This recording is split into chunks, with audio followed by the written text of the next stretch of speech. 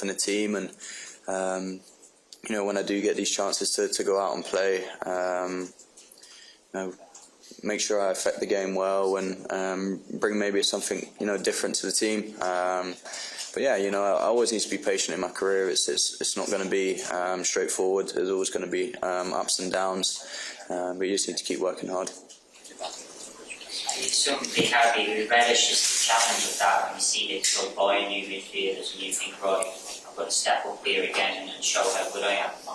Yeah, definitely. You see the talent that we've brought in and the talent already around the club.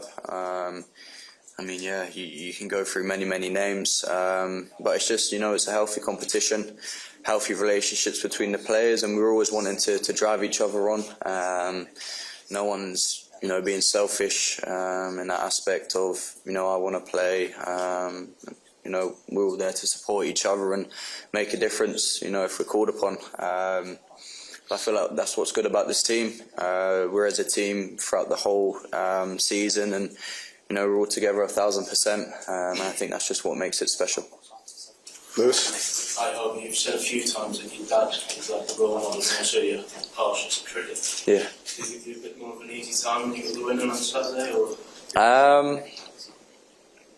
Yeah and no. There was an opportunity where I miscontrolled it and it went out of play. And I think there was one pass potentially that I could have played different. But he's always by my side. He's always trying to help me out.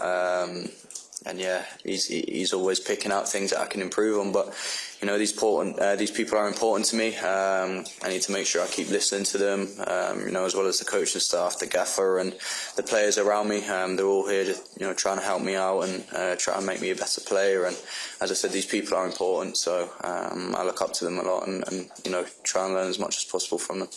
You mentioned earlier about the new players who came in, obviously 4 midfielders in the summer. How much have you learned from the likes of Dominic and Alexis and those sorts of people? A lot, in all fairness. I think first and foremost, long shots. You see the goals that those two have scored, especially McAllister, and I think it's just the confidence they bring other players as well. It's like you see what they do in games and in training, and you think, oh, I want to try it, and it comes off for yourself, and instantly you're on cloud 9. And these players are unbelievable to be around and to work with, and happily I'm in a team around them day in, day out, and there's no better role models to look up to than these guys. Rogers? To be able to come off the bench and make such an impact as you did on Saturday, are you doing anything special while you're watching the game? Are you visualising things? Because a few people have noted and mentioned that the way that you're able to inject pace into the game straight away, it's always... I was just wondering if there's a trick that you do to... I'll be giving my trick away, to be honest. But I think, it's just about taking that time, to analyse the opposition, analyse, the players that you're going to be playing against, and maybe, analysing our players as well, seeing what they're doing. Maybe things aren't coming off, things are coming off, and, the things that they do that come off, you try and, replicate that when you come on the pitch, and maybe try something different as well. So for me, I think it's just about being, aware and focusing fully on the game, and the other team especially, seeing where I can exploit spaces, positions I can pick up, and it kind of, starting compared to being on the bench, it gives you that different view. You're able to sit back and analyse it, and for me, I don't really beat myself up over not starting as much as I want to, but it gives me another opportunity, and it gives me more detail to look at the team. So when I do come on, I can apply it and hopefully change the games.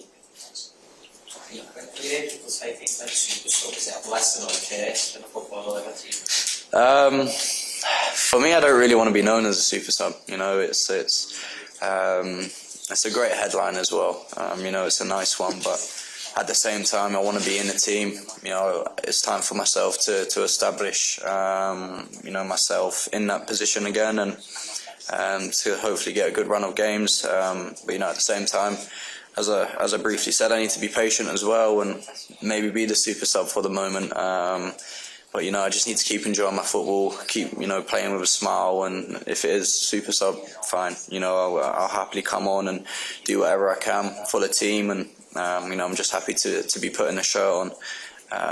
But yeah, this season I really want to kick on my game. Well done, thank you. Thank you very much.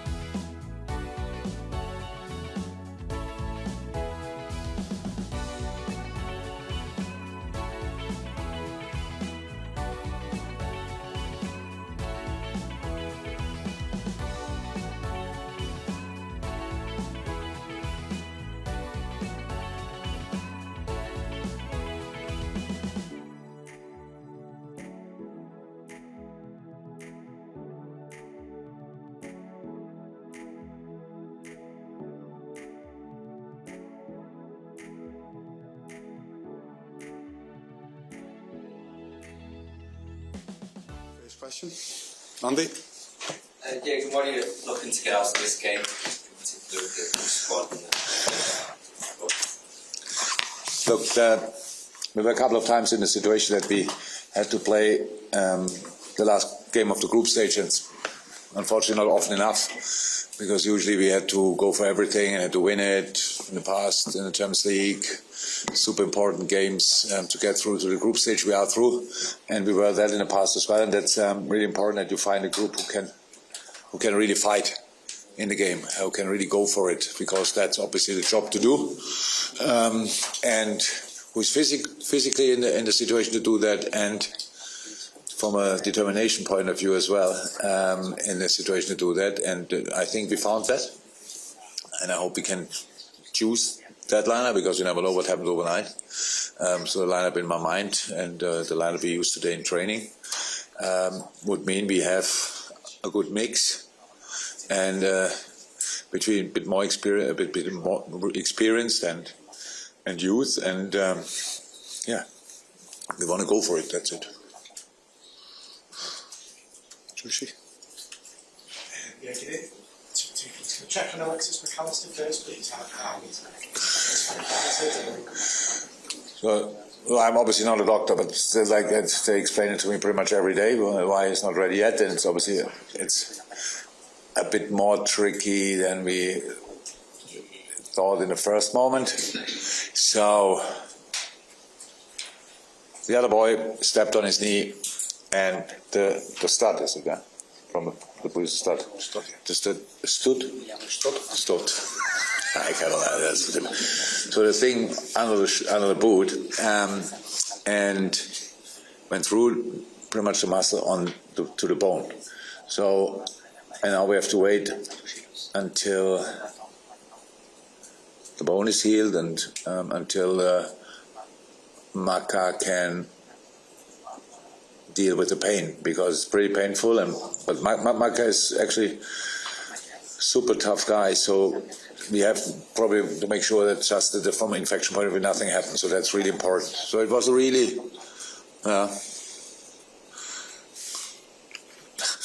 never had this injury, one of my players before, but now we have it, and I hope it will not take that long, but I would like to say it's day by day, but that would look like he could maybe play the next game, but they will not be ready for that as well. So I hope the next 3-4 days he makes big steps, and then we will see.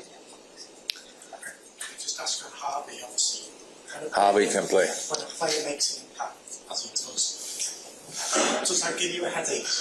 No headache. For me, Harvey is what we really forget from time to time, still super young, when it has an incredible amount of games already, and top games. And we can go back before the bad injury. Harvey, in that period, Harvey was the best player we had. He had the best performances, definitely.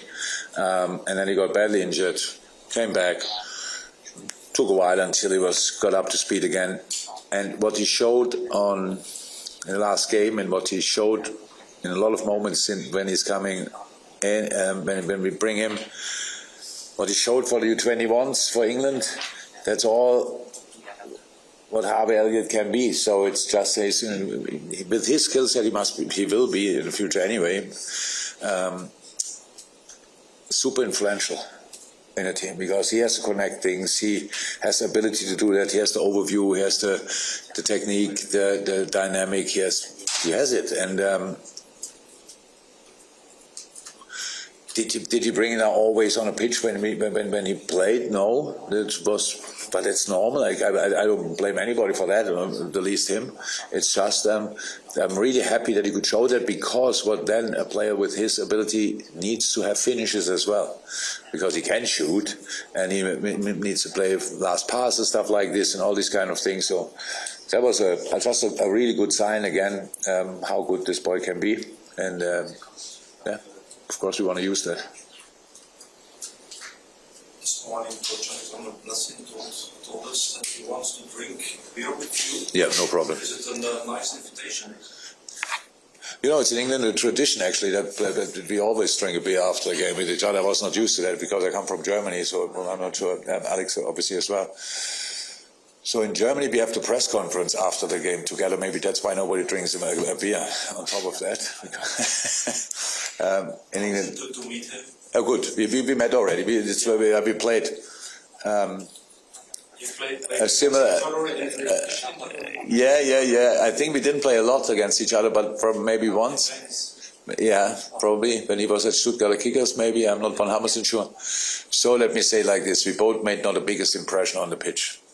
So we're pretty average players. I was more average player than he was probably, but obviously it goes all in the right direction with his coaching career.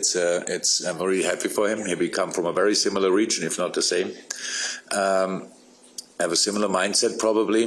That's historically like this in that area. Serious workers get raised in that area, and I'm really happy for him that it's going that well here. It looks obviously really good in the table, and yeah, really cool.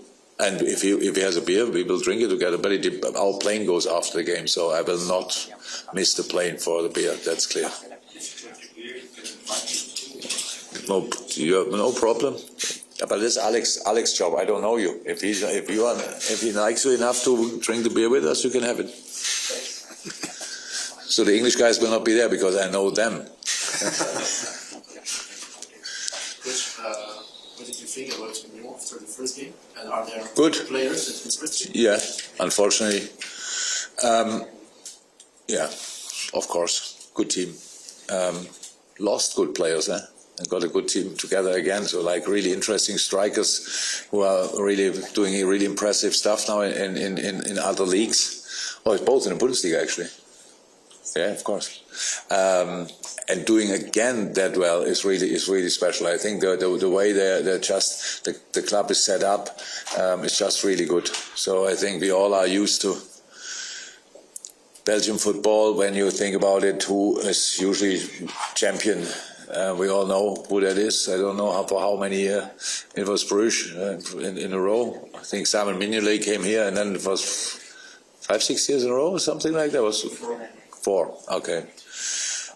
And now Royal stepped in and is doing obviously incredibly well. So that's how football is. If who is doing the better job should be top of the table, and that's in the moment obviously Royal. Looks like Athletic might spot a Cape Gold. We haven't seen it for a long time. It's been nice that they'll be involved or not, considering they're around the sport together. What was the problem there? It was a terrible time for him. Oh yeah. So we're really unlucky with some of our big prospects. We had that problem that they were a little bit too good already for the physical status. Let me say like that for this. So they were that good that we thought they can help us already, and everybody went in the right direction, and then the body said no, stop.